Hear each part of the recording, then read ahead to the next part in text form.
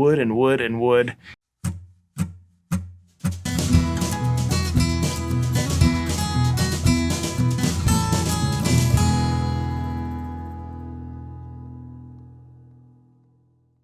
Hello, hello, hello. This week I have for you a Noosh Extras because last week I took the week off. I didn't really do anything. I just relaxed and had a good time. Right, Paige? Right. Yeah. So, Paige is here. She's going to be my disembodied voice of information. Paige, stick your hand in and wave. Wow. Look. Hey. Disembodied hand. Creepy. Ooh.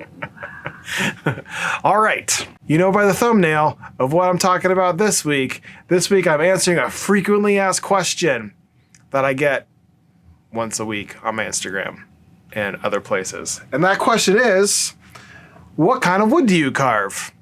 And I'm going to answer it straight off. I'm not going to make you listen and wait. I carve birch. Paige, can you tell us a little bit about birch? Yeah, so birch is a species of small to medium-sized trees, or sometimes they're shrubs, and they live in mostly northern temperate boreal climates. So think the upper United States, Canada, and pretty much all of Europe and Russia and parts of China. Grows all over the place. Yeah, it's really popular. Do you want some fun birch facts? Give me 3 fun birch facts. Alright, so we're going to talk about mostly the cultural importance of birch. It is associated a lot with the land of the dead in Irish culture, so the land of Tir na Nog, and the Sidhe, aka fairies, in Gaelic folklore. Ooh. So they're kind of mystical and special. It's the state tree of New Hampshire. Dun, dun, dun, dun. Da-da-da. And the Ornus birch, so it's a special type of birch tree. O-R-N-U-S. O-R-N, an A with 2 little dots over it, S. Oh. Ornus birch is the national tree of Sweden.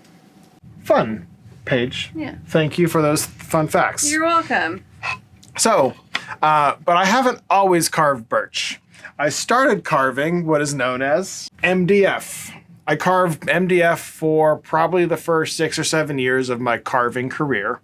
I carved MDF because it was cheap, accessible, and easy to carve. Paige, what is MDF? MDF, also known as medium density fiberboard, it's an engineered wood product that is made by taking hardwoods and softwoods and breaking them down into wood fibers and pressuring them together into panels with high temperatures. It's denser than plywood, fun fact, and it can be used as a building material similar to plywood, but it's stronger than like particle board. And the large-scale production of MDF started in the 1980s. Wow, isn't that fascinating? It's so fascinating. All right, so I stopped carving MDF because I wanted to use a more substantial product for my painted and carved pieces that have become my bread and butter, kind of what I'm known for. I just wanted to do something more substantial for that. I wanted to use real wood. So I transitioned from MDF to birch. Birch, as Paige showed you earlier, is a wood.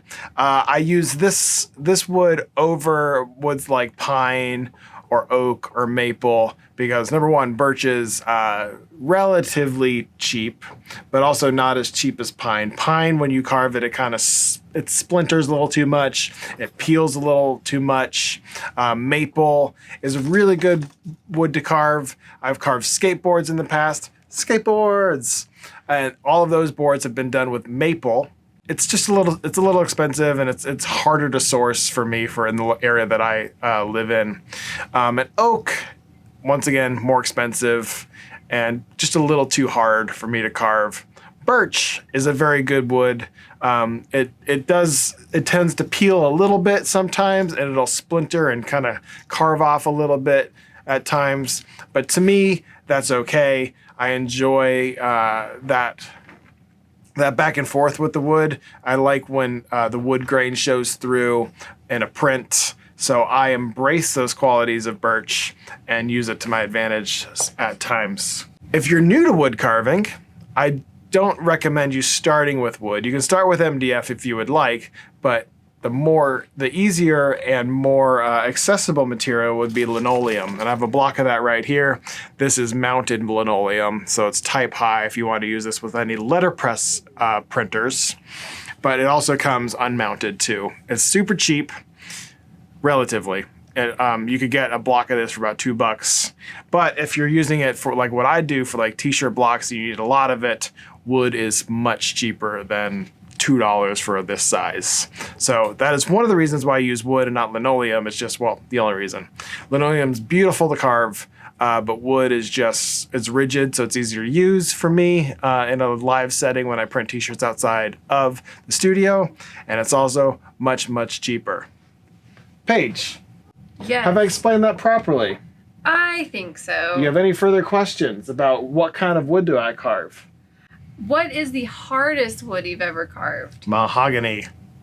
Let me show you something I carved out of mahogany while I was at Kennesaw State University obtaining my bachelor's of studio art.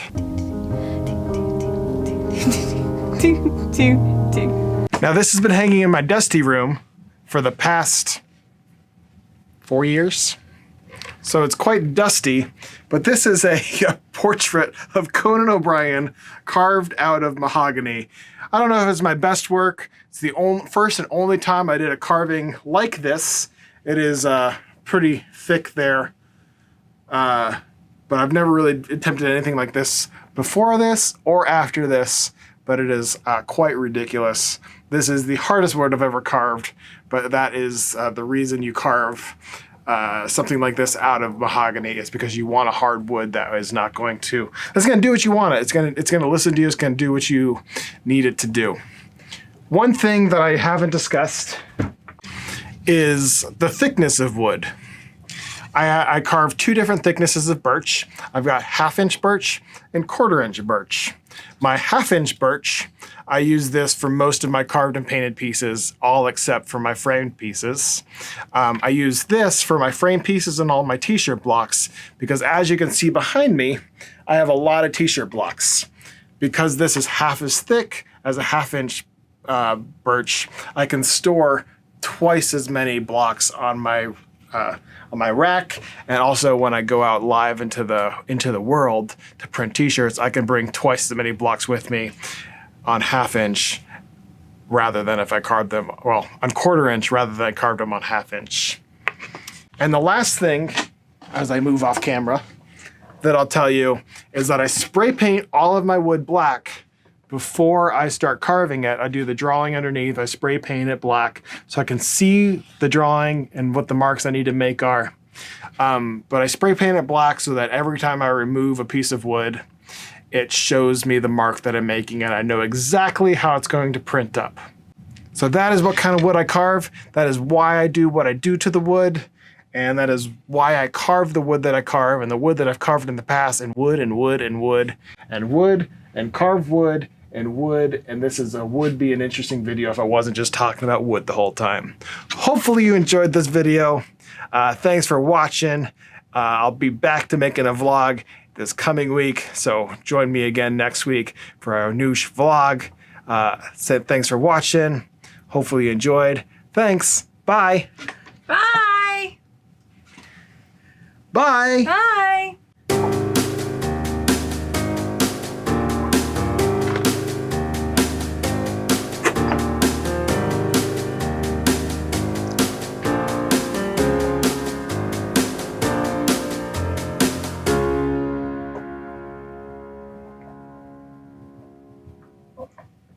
Nobody's gonna watch bees spinning around for 20 seconds.